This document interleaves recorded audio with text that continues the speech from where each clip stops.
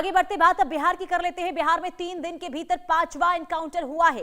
किशनगंज में कुख्यात चिंटू पुलिस मुठभेड़ में घायल हुआ है। फायरिंग में 2 पुलिसकर्मी भी जख्मी हुए हैं। पुलिस ने हाफ एनकाउंटर के बाद आरोपी को दबोच लिया है। ये बड़ी खबर बिहार से आपको बता रहे हैं। बिहार में अपराधियों के खिलाफ पुलिस का बड़ा अभियान लगातार चल रहा है और पिछले 3 दिनों में राज्य में 5वीं बड़ी पुलिस कार्रवाई हुई है। मुठभेड़ ने कानून व्यवस्था को लेकर सख्त संदेश दिया है ताकि मामला दोबारा से इस तरीके से निकलकर सामने ना आए। ये पूरा मामला फरीन गोला रेलवे फाटक के पास है, जहां चौहान बस्ती में पुलिस और कुख्यात अपराधी पवन कुमार उर्फ चिंटू के बीच देर रात जबरदस्त मुठभेड़ हुई है। बताया ये गया कि पुलिस को गुप्त सूचना मिली थी कि कुछ अपराधी बड़ी वारदात की तैयारी में हैं और इलाके में जमे हुए हैं, जिसके बाद पुलिस जो है जांच पड़ताल करती है, लोकेशन ट्रैक करती है और पुलिस टीम मौके पर पहुंचती है। लेकिन पुलिस को देखते ही अपराधियों ने भागने की कोशिश की और इसी दौरान चिंटू ने पुलिस टीम पर ही हमला कर दिया और फायरिंग शुरू कर दी। हालांकि जवाबी कार्रवाई में पुलिस ने भी मोर्चा संभाला है और इस मुठभेड़ में डीआईयू के सब इंस्पेक्टर नीतीश कुमार गंभीर रूप से घायल हो गए हैं, जबकि एक अन्य इंस्पेक्टर भी जख्मी बताए गए।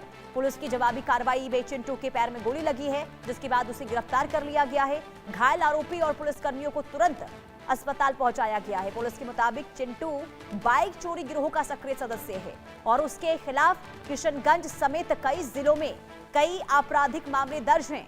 और घटना की जब जानकारी मिलती है, इसके बाद डीएम विशाल राज और एसपी संतोष कुमार मौके पर पहुंचे और पूरे इलाके की घेराबंदी की गई।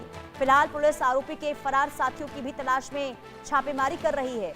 कुल मिलाकर बिहार में लगातार हो रहे एनकाउंटर अब अपराधियों के लिए बड़ा संदेश बनते हुए दिखाई दे रहे हैं और बीते 4 दिनों में कई जगह पर छापेमारी हुई है और कई अपराधियों को दबोचा गया है। खास करके देखिए 3 दिन की बात करते हैं तो 3 दिन में 5 एनकाउंटर हुए हैं, जिसमें अपराधियों को गिरफ्तार किया गया है एनकाउंटर के बाद में।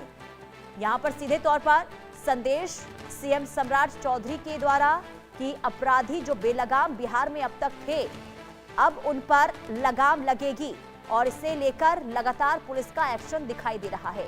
रितेश शर्मा संवाददाता तमाम जानकारी के साथ जुड़ चुके हैं। रितेश लगातार रितेश मिश्रा संवाददाता तमाम जानकारी के साथ जुड़ चुके हैं। रितेश, लगातार कार्रवाई बिहार के अंदर अपराधियों के खिलाफ देखने को मिल रही है। एक बार फिर से एनकाउंटर हुआ है, क्या जानकारी मिल रही है इस एनकाउंटर को लेकर? अब बिल्कुल देखिए कि ये दोनों जो हैं वो कुख्यात अपराधी है किशनगंज और सीमांचल इलाके के, और कई सारे मामलों में इनकी लंबे समय से पुलिस को इनकी तलाश थी। पुलिस ने इनका हाफ एनकाउंटर किया है क्योंकि पुलिस जो जानकारी मिली कि ये किसी बड़ी घटना को अंजाम देने वाले हैं और उसके बाद इन पर दबिश बनाने के लिए जब पुलिस ने इन्हें अरेस्ट करने की कोशिश की तो फिर इन्होंने पुलिस पर गोलीबारी कर दी और फिर मजबूरन पुलिस ने इनका हाफ एनकाउंटर करना पड़ा। अब देखिए कि आपकी जितने भी एनकाउंटर की खबर है उसको आपने पढ़ा होगा, आपने देखा होगा कि पिछले 2 दिनों में कितने एनकाउंटर हुए हैं। लेकिन आप ये भी देखिए कि 2 दिन में इनकाउंटर तो बहुत सारे हो रहे हैं, लेकिन इसके बावजूद भी बिहार के जो अपराधी हैं वो अपनी हरकतों से बाज नहीं आ रहे हैं। यानी कहीं ना कहीं जो पुलिसिंग, चलिए आपने एनकाउंटर किया, हाफ एनकाउंटर किया, जरूरत था आपने कर, लेकिन पुलिसिंग का जो एक डर होता है अपराधियों के अंदर वो नहीं है। और यही कारण है कि बार बार इस तरह से एनकाउंटर वाली खबरें जो है निकल कर सामने आ रही है।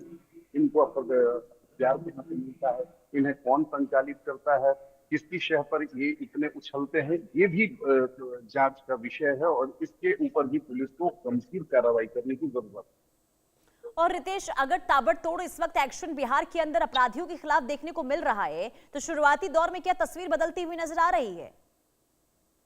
देखिए कार्रवाई हो रही है लेकिन अपराधी कहीं से भी पीछे हटने को तैयार नहीं। अगर इतनी कार्रवाई हो रही है, हाफ एनकाउंटर हो रहा है, फुल एनकाउंटर हो रहा है, उसके बाद भी अगर बार बार वो हिमाकत करते हैं, पुलिस पर ही अटैक कर रहे हैं, तो सोचिए कि आम जनता को कौन पूछेगा वो किस तरीके से रह रही हो। क्योंकि जब पुलिस पर ही अटैक कर दे रहे हैं अपराधी तो फिर आम जनता को आपूर्ति क्या है हत्याओं की खबरें आ रही है। उसके पीछे की वजह है कि पुलिस जो है उगाही में बिजी। और ऐसे में रितेश, अगर अपराधी इतने बेलगाम हो गए हैं कि इनके अंदर पुलिस का डर नहीं है, कानून का खौफ नजर नहीं आ रहा है, तो आखिर कैसे बिहार के अंदर कानून व्यवस्था में सुधार आ पाएगा? ये तो बहुत बड़ी चुनौती है। प्रशासन के सामने, सरकार के सामने?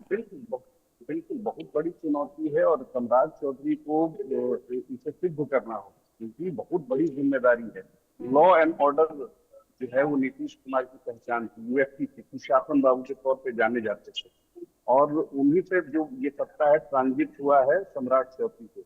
और अगर सम्राट चौधरी जो सबसे बड़ी यूएसपी रही है नीतीश कुमार की एनडीए सरकार की, अगर उसी कंट्रोल नहीं कर पाएंगे तो फिर गंभीर सवाल उठेंगे।